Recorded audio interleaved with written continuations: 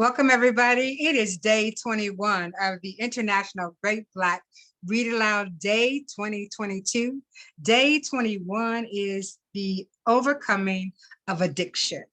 And so I will say that no family, no culture is untouched by addiction. Doesn't matter how old you are. It doesn't matter how brilliant you are. Addiction is addiction. And we all have our own. But I want to talk to you about two brilliant men who had addictions. One was Frederick Douglass. The other was Malcolm X. Now I'm going to read excerpts from Frederick Douglass's autobiography. It's a little bit hard to read because the language is a little different, but he was addicted to alcohol. And Malcolm X was addicted to drugs. So I'm going to read from their autobiographies and their experiences about addiction. Frederick Douglass was the first prominent American to recover from alcohol use disorder. Douglass's alcoholism was triggered by the trauma he endured in slavery. Douglass believed that alcohol was used to control the enslaved people. In his autobiography, Douglass stated that the enslaved would be abused Monday through Friday and given alcohol to drink on Saturday as medicine for the abuse. In a speech in Scotland in March of 1846, Douglass stated, "When a slave was drunk, the enslaved holder had no fear that he would plan an insurrection, no fear that he would escape to the north. It was the sober slave, thinking slave, who was dangerous and needed vigilance of the slaveholder to keep him a slave." Speaking on his alcohol use, Douglass stated, "I used to get drunk. I found in me all the characteristics leading to drunkenness." He went on to state, "I have had some experience with intemperance. I knew what it was like to drink with all the ardor of a drunk. Some of the slaves were not able to drink their share. I was able to drink my share and theirs too." Like Douglass, Malcolm X experienced trauma in childhood, which preceded his substance abuse disorder. Malcolm grew up in Omaha, Nebraska, in an environment of race riots and lynchings. The KKK killed his father, and his mother was placed in an asylum, leading a young Malcolm and his siblings in child welfare system. If the ACEs test had been available in Malcolm's youth, he would have scored high on childhood trauma, exposure, and substance abuse disorder. Both Frederick Douglass and Malcolm X achieved long-term recovery, although their recovery pathways were different. Douglass's pathway of recovery was social protest. He refused to continue to use a drug he believed was used to control the enslaved Africans. Malcolm X's recovery story began in prison and is often described as a quantum spiritual awakening that instantly removed all urges to use the drugs. Both men became advocates in recovery. Douglass was one of the founders of the Black temperance movement.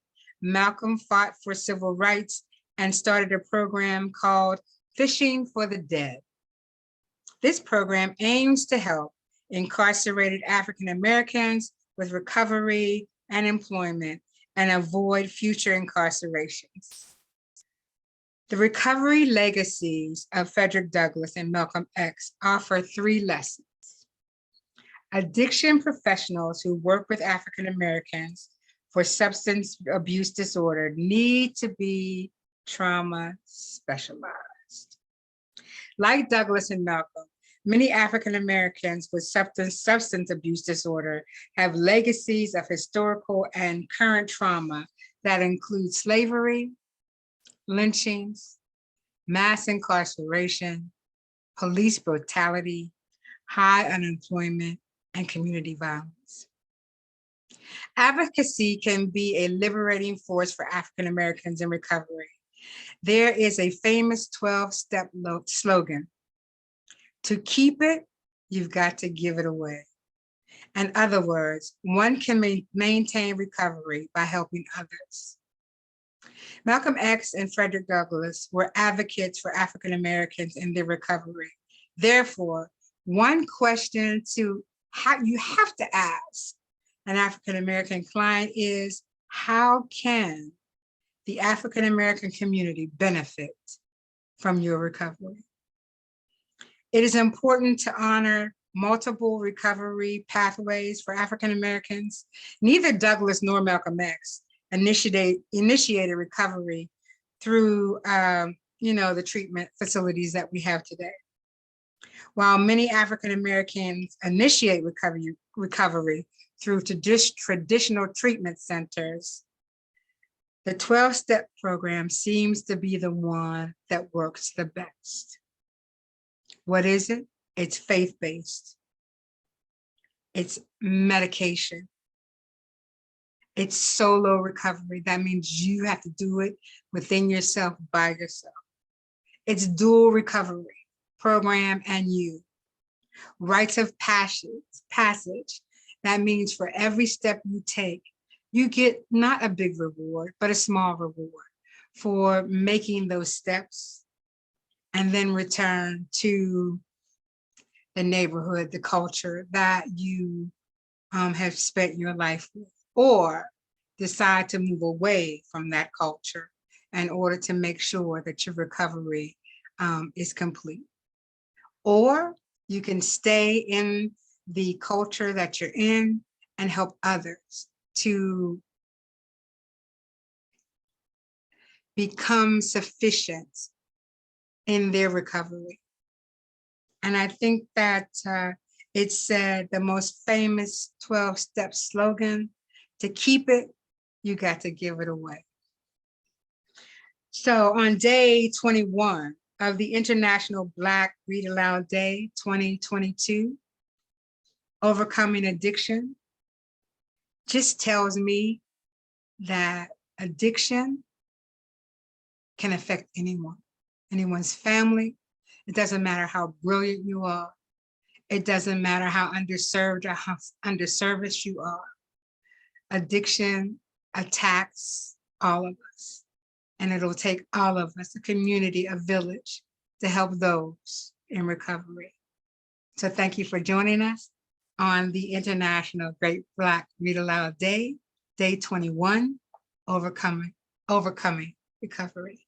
Thank you very much.